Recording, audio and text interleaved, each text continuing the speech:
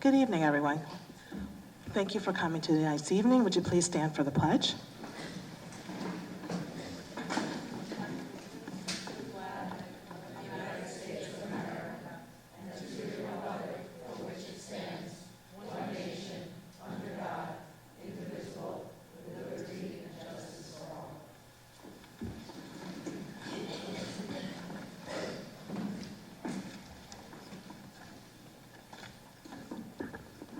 Okay, effective September 1st, 1991, Chapter 9 of the Laws of 1991 requires that we inform persons other than students who attend meetings within a school building in an orderly and timely manner in the event of a fire emergency.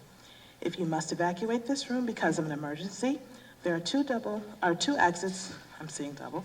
There are two exits with signs. You may exit through the double doors at the north end of the building or the double doors at the east end of the building. I'd like to take this opportunity to compliment the principal at Steele and the staff for the excellent condition we find the school in. And I'd also like to say thank you to the Steele PTA for the refreshments provided for us in executive session. So at this time, I think I'm going to turn the mic over to Dr. Cami, who's going to introduce our presenters this evening. So good evening, everyone. Last week, I got a phone call from Mrs. Presti asking if she thought it would be a good idea to share some of the amazing work that's going on in the district, but specifically in Steele School. And I thought, yeah, I'm going to do that first. And I thought that that would be a great idea because we talk about the things that are going on, but it would be, I think, really important for you to see some of the work that's going on in our classrooms and some of the work our teachers are doing. They are doing a phenomenal job. And the things that we promised we would be doing last year are really going on in classrooms. So I'm going to turn it over to Mrs. Presti, and she will introduce all of the teachers at Steele School who are here tonight to share their amazing work.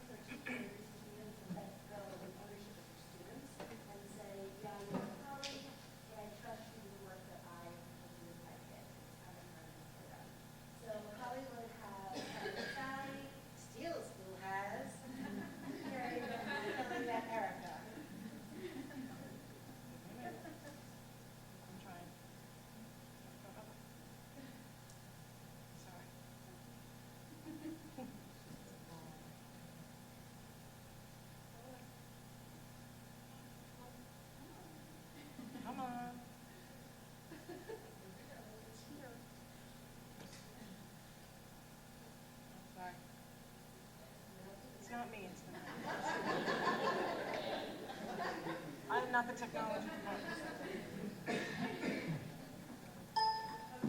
See? I know, it's okay. We'll get it. Yeah, we're having trouble with that. It's like, yeah, you have. Well, we met back in the summer of 2013, right? Yes, yes. I was coming from the middle school.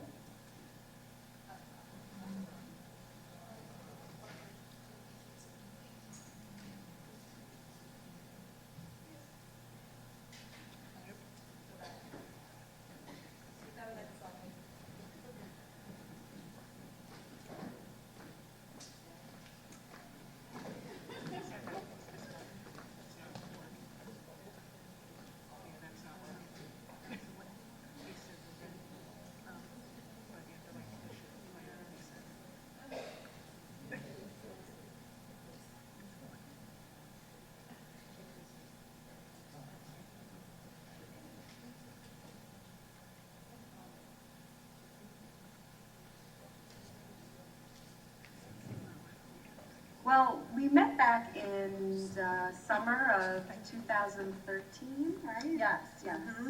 I was coming from the middle school.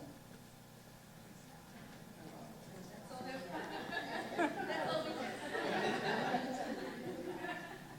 think we're gonna have to go to the next. Sorry. Next, I really is a very quick video to Harry and Sally S. And we're talking about clearance and insurance and how they make it work. Right? And just one more thing, I think one of the benefits of it also is that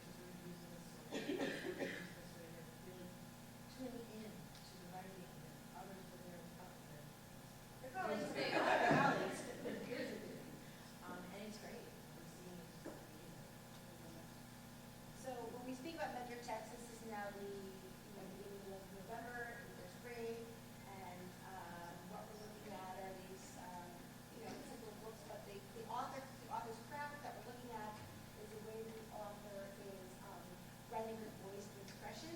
So if you look at the text examples, you see big bold words, exclamation points, ellipses. It's up the pigeon and it'll say no. You see sound words, purr, roar, purr. And then you go to the next one. So these are actual examples of first grade work. And you can see exactly what was shown in the mentor text because the kids have been immersed in this on a daily basis. They've been read to. They've been, they read out loud to each other. They're reading their own separate writing and they're actually getting the point of what the author did and then sharing it in their own work. So this, when I was right over here, mommy was going to have a baby. So, you know, here we are taking off to go to the hospital. I wanted to go to the hospital. And this warrior is so happy. Right next to the right. On the right, their dog Coco is at the bark, bark, bark that you saw in that other text before. And over here, I was very proud of myself. So she's on the little end, but we'll have a picture in there, but she, underlining how proud she is. And then you see some of the thought bubbles, there's labeling, which is all part of the text they're looking at. See if we can try this one.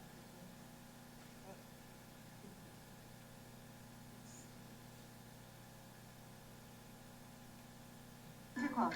My bad day. My Bad Day. Oh, would you mind reading it to me just a little bit? Because I like when you read it because it's your book. One time I've been playing on the TV. I was excited. No school today! How did you know to change your voice from one time I was playing and watching TV and I was excited and then you changed your voice right away? What happened? Because every time I write the same thing and draw the same thing and I practice doing it every time. And how did you change it? What did you do? Did you do something a real author does? What did you do?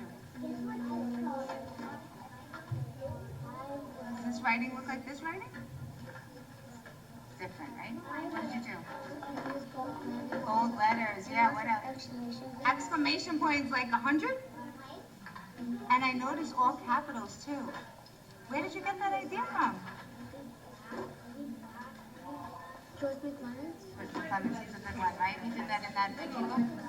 Yeah, Juanita said, it's terrible, right? Terrible, terrible. Read. When I didn't play, I tried so much.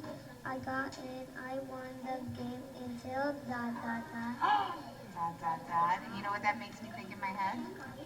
What? What am I thinking when I see that dot, dot, dot? What do we usually say when we're reading a story and we get to it? Yeah. Because when an author puts in this ellipse, right, ellipsis, what is that making the reader do?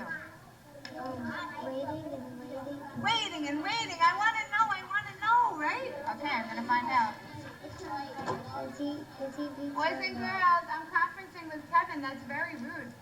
Thank you. You should be in your little author studio putting in some Todd Parr, George McClemens, Mo Willems, Adina and Ashley features. One of the reasons we kept that part of it is because as she's conferencing with the students, the workshop is continuing behind her. And, you know, before the kids' attention, she goes on to say, Todd Parr, George McClemens, you know, the kids are not, they're busy all the time, but just quieting down and go through the conference, and that really makes kids get feedback on the writing. And the teacher really says the kids really understand more. It's not as easy to step that up. There's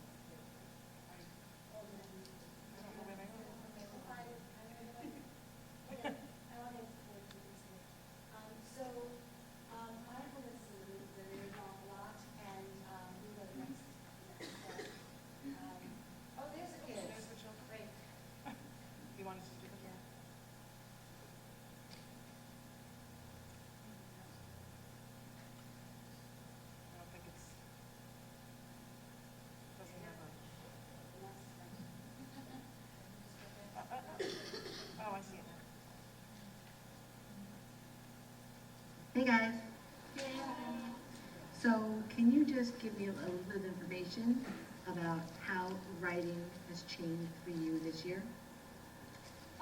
Well, like in the beginning of the year, we would like do sentences, not like paragraphs, and like not big paragraphs. And now we've been going higher, like we've been improving our writing. Like we used to just like write a little bit, we wouldn't elaborate on it, like expand it, we just would have kept it as the event, and like we wouldn't make it like a lot of detail and stuff. We just like write a little personal narrative and stuff. And like in like second and third grade, like if we wanted to write a story, we would just write, like we wouldn't plan it out like we do now. Like we've been planning for like a month, and we wouldn't plan it out to make the story this good. I honestly think that before we didn't really explain how the story went. Before it was just a bunch of sentences like they're saying. It wasn't detailed. We didn't know where they were. We didn't say like specifically where everything was. We just said what was in our mind. That wasn't really helping. But now that we're playing it out and we're like checking it every single time, it's coming out more better, and it's coming out like what actually like a story, like someone can actually publish it. So before when we were in that Well, because we're running, right, so mindfulness is all the news. I've taken 2 courses in the mindfulness training, and it's something that is run in school, and this is a great illustration that Karen Lewinsky, our school social worker, had shared with me, and it's a great way to illustrate kids who do combine in school and working behind it. So I've been teaching with teachers since the beginning of the school year, twice a week.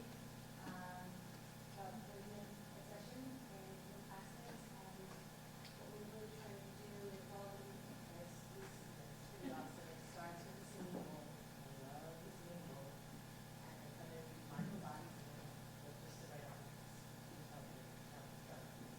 Trying. Right. Mindful bodies. Say mindful bodies. They do this, they have the. And Charlie and I were saying, because we've done it with our especially that we do for tests, like before we do tests, and we want to take deep breaths in mindfulness, and deep breath and anchor stop, stress, anchor stop. To clear their thoughts, right? To clear their minds. That's a picture. Clear the clutter, yes. That's how we start out with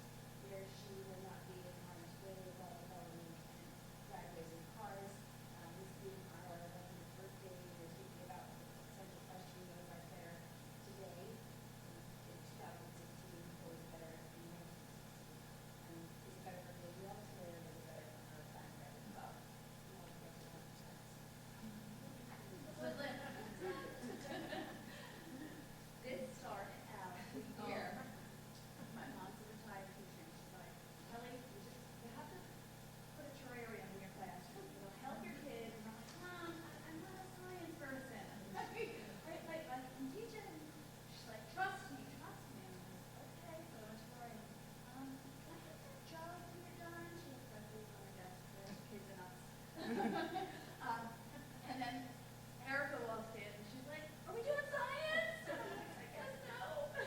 Yeah, so I think if it wasn't for the poetry thing and all the discussion, we probably wouldn't have created this world, woodland world, and It's like ecosystem world.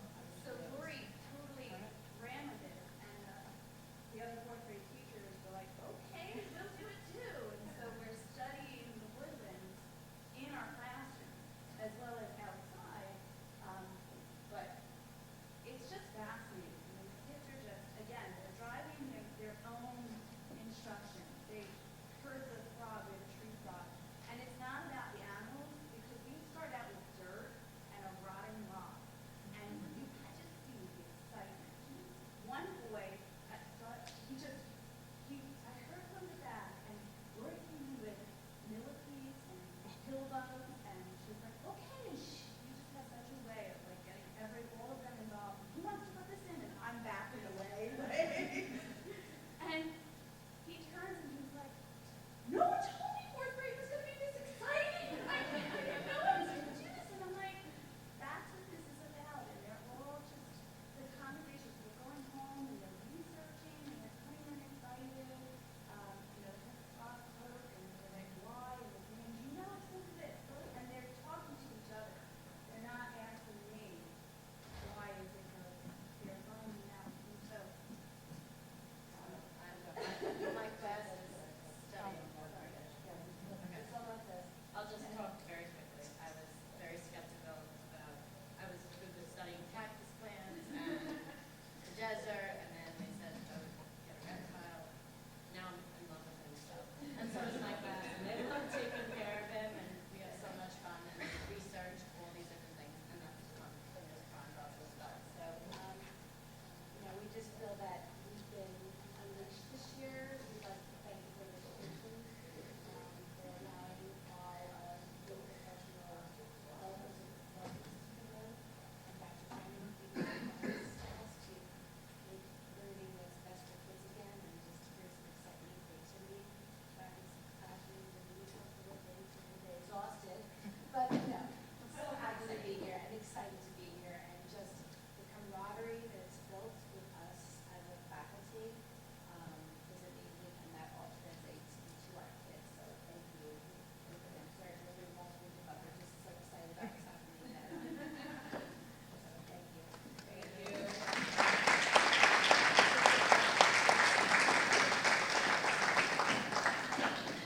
Yeah.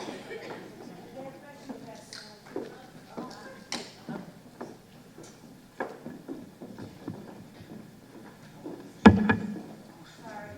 No, that's okay.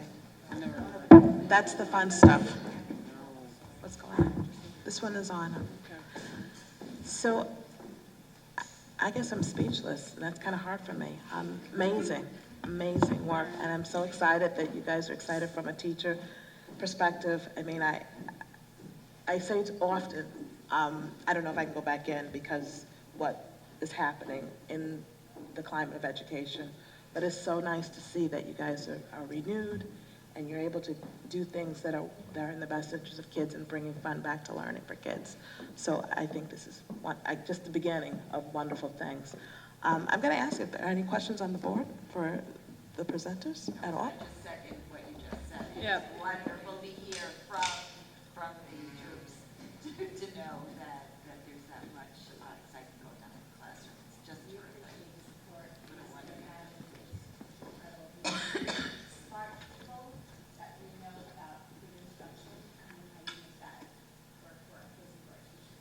You're just fabulous. That opportunity is great.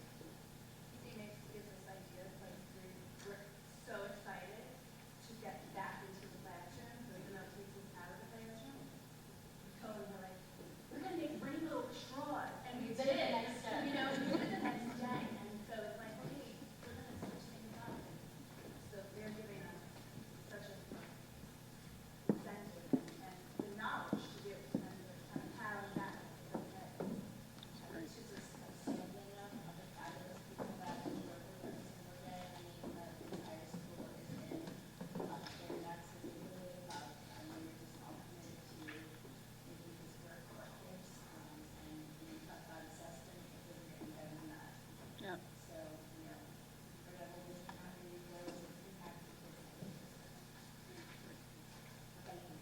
Thank you. Thank you.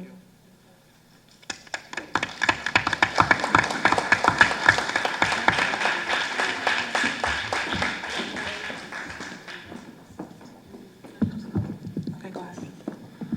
So first of all, I want to thank my family at Steele because they challenge me when I come visit. They invite me to hold on to the lizard, which I will not do. And I thank you for giving Danielle Steele a home because my driveway was not a perfect place for Danielle.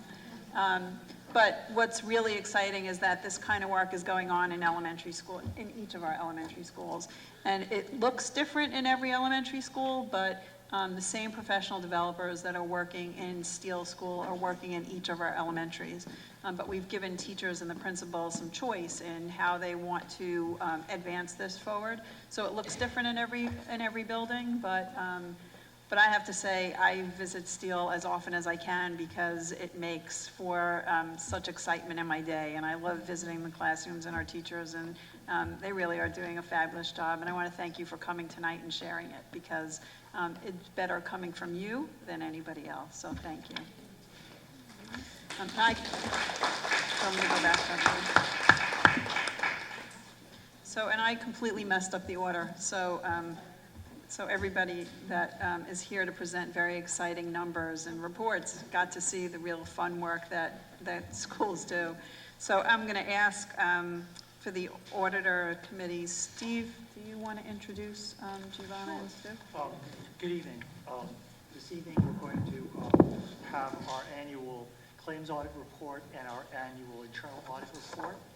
And Stu, would you like to introduce, since you've been doing this the longest?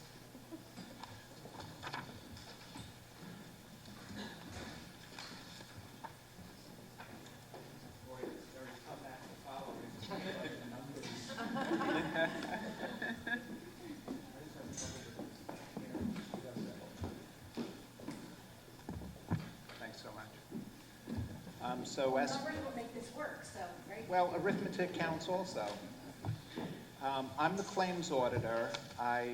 Prior to this year, I was the internal auditor for 8 years. Now I'm the claims auditor. What I do is look at every payment before it leaves the district. I have to give a stamp of approval to every payment that the district makes. And I issue a report to the board every month summarizing the results of that month's work. And tonight we've accumulated the 12 months reports into one annual report, and I'm going to present that report to the board. Last month, the board heard from Chris Reno, who's the independent accountant from Cullen and Danowski. His role is to opine on the financial statements, and he reported on that last month. Giovanna Di Fiore is now the internal auditor, and she sort of does everything else. Everything that I don't do and Chris Reno doesn't do is the responsibility of Giovanna. She's got a very broad scope, and she'll be reporting on the results of her work after I report on mine. So I have a 2-page report for the board that you hopefully have in your package. It's called Claims Audit Summary Report, and it summarizes the work that I performed over the course of last school year. You could see that in accounts payable, I looked at 5,365 payments that were made by the accounts payable department. A woman named Christina Kowalczyk does the majority of those payments. And I found 36 errors on those 5,300 items for an error rate of 0.75%. I'm sorry, 2/3 of 1%. Math is important. 2/3 of 1%, which is well below the expected error rate on something like this of about 1%. In payroll, headed up by Eileen Lyons and Tom Valente, they processed a total of 21,500 payments, most of those being the normal bi-weekly payroll that goes out. But many of those payments include overtime and special payments and substitutes payments. I look at all of those. I don't necessarily look at each paycheck, but when there's an adjustment to a paycheck, I will look at that. And there were only 12 errors in those 21,000 payments for a nominal error rate of 0.06%. And on the next page, I will detail for you what the errors actually were. In the 36 accounts payable errors, there were 16 that were confirming purchase orders. This is a term used when the process of purchasing doesn't go according to procedure. The purchase order is supposed to be done first, but in these 16 cases, the purchase was actually made before the purchase order was issued. That's a violation of procedure. There's no monetary effect, but somebody made a purchase before actually getting the approval to make that purchase. There were 11 instances where a check was issued in the wrong amount, 3 payments that included sales tax, 2 were insufficient detail on an invoice to approve a payment, 2 payments were made to a different payee than was on the purchase order, 1 instance of verbal quotes where written quotes should have been obtained, and 1 erroneous shipping charge, for a total of 36 errors. In payroll, there were 8 instances of a payment being calculated in error, 3 instances where a docking wasn't made from an employee, and 1 instance of a duplication of overtime, for a total of 12 errors in payroll. I also kept a running tab of what I've saved the district by virtue of my work, and the total savings this year was a little over $3,000. So $3,000 of errors were detected by me, which we corrected and kept that in the district. I also want to point out that any item that required correction was brought to the attention of Carol Smith or Jill McGrath, and they immediately would void a check and issue a replacement. And the other document I have for you is just my claims audit plan, which just describes the work that I do on a weekly basis, what I look at. It's just a statement of what I do. It's the exact same audit plan that I presented to you last year. And I'd be happy to answer any questions. So, anybody Ms. Dreska, do you have any questions? The only one I wanted to ask is, in terms of benchmarks, I feel like the error rates are actually extremely low, which is great, but what is the norm where it's caution, anything above 1%? I would say above 1% is, Okay. well, 1% is the norm, so you have to go a little above Above. 1% before you get concerned. Okay. The people who do this work, I just want to point out, they're extremely conscientious, and they take it personally when I point something out to them. It's like a little contest we have. Will I give a gold star in any particular week? Right. They really take it very seriously. They want the error rate to be 0. Mr. Price?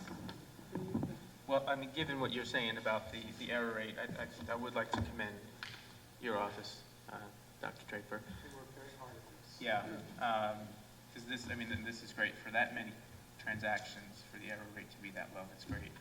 Gives me a lot of faith. I had a question with regard to the confirming purchase orders. So there was no, these purchase orders were, it was all fine. They're valid They purchases. were all approved after, it's just that they were approved after the fact. But They there was were, nothing done but a there. person is making that purchase, not knowing if there's money in that budget code. Right. They're going ahead and making the purchase before they know that for a fact, before they know it's going to be approved by the purchasing agent. Okay. And do you have any, was there anything you saw there where you had any recommendations for changes in the procedures to prevent that? I mean, it's not that, there's not that many errors and it's not that large an amount of money, but do you have recommendations? The very last item on this sheet, where there was a duplication of overtime, led to an internal audit point or a carryover internal audit point of something raised in the past, and that did result in some corrective action where there's certainty now that that cannot happen again. Right. Yeah, I mean, I guess I was asking more specifically for the purchase order. Any recommendations? Any recommendations there, or is that more, that's more an internal? On accounts payable, I would have no recommendations at all. Okay. Thank you. Ms. O'Hagan, questions? But I don't have any questions. I just have to say that not that every dollar doesn't, help, and the 3,000 that you gave us is much appreciated, but in a $120 million budget, it's astonishing to me that that's the ever margin. Everyone is to be congratulated. Thank you. Ms. Robori, anything? I echo the same sentiments that have been shared. Thank you, Mr. Fishbein.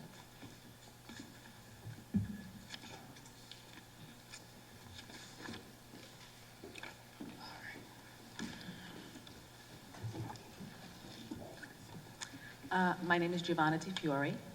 The current internal auditor.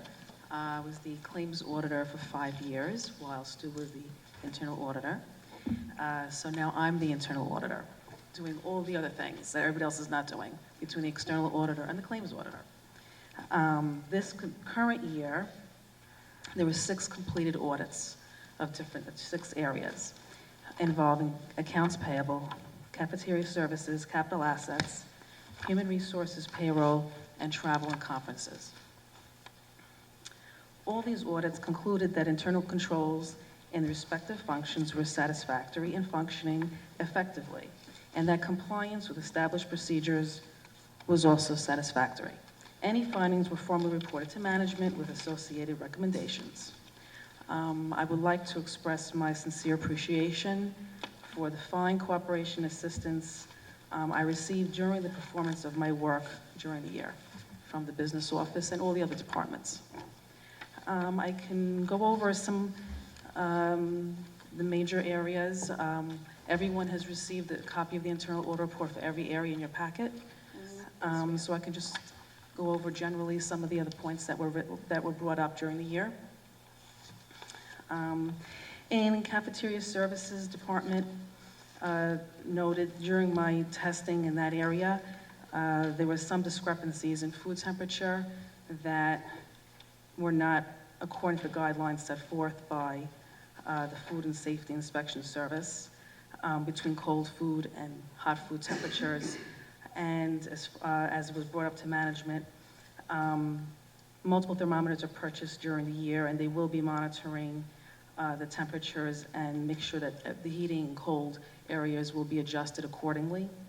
For that, in capital assets area, I recommended that they should be reconciled between WinCap, which is their general ledger software, and CBIZ, which is their fixed asset vendor who compiles all their fixed assets during the year, that additions and depreciation. So there should be some kind of a reconciliation between the two, because sometimes some assets are not recorded properly. And the business office reports all the annual fixed asset purchases to CBIZ at the end of the year, and they will pay more attention to the year-end reports to make sure that if there's any misquoted additions or disposals. In the Human Resource Department, there was a project that occurred a year ago where BOCES hired a third-party company to scan personnel files. And that was a grant that BOCES had. And all these files were scanned to their own disks. And I recommend that they should really need to keep an inventory of all the documents and employee files and determine how the files were being stored, considering that there's confidential information in the files. Since that time, the files were returned to the district, and including all the electronic files. And BOCES no longer has any access to the personnel information. However, the third-party company who did the work may still have that information in the cloud, or we're not sure. But I thought that was something that should be brought up so that we know that it's out there.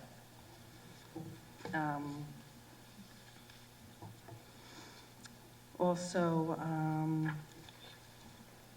payroll. They were going through some of the payroll files and comparing all the information that were contained in personnel files should be in sync with the payroll register as far as people's deductions. and, which is what they really need to have by law as far as New York State and federal. And there were some files that were outdated, since people, they move around the departments, or they just come in, they just change their deductions and stuff like that. They don't necessarily change their forms.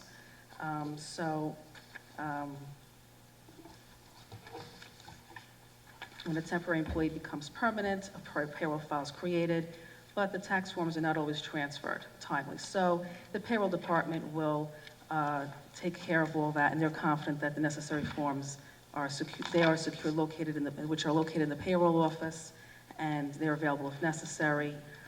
So they'll be on top of that. As far as travel and conferences, there's always the issues where conferences are approved. They go on the conference, but they didn't necessarily get all the paperwork in on time to get through the purchasing process, and resulting in the confirmed purchase order, which is what Stu brought up in the claims audit area. So we had a few instances of that happening. And that does seem to happen year to year. I know that when I was a claims auditor, that was always something that always happened. They didn't get it in time. It really kind of violates your procurement policy. It's not major, it's not a lot, but it does happen. And so the result is that teachers will be reminded to complete and submit all required documentation prior to attending any conference. Does anybody have any questions regarding the internal audit reports for the year? Mr. Ruska, do you have, Do you guys are always fighting feel between the who's two of gonna you. go first I was with the actually gonna ask Mr. Press, but I figured, him you to know, go first. you can go.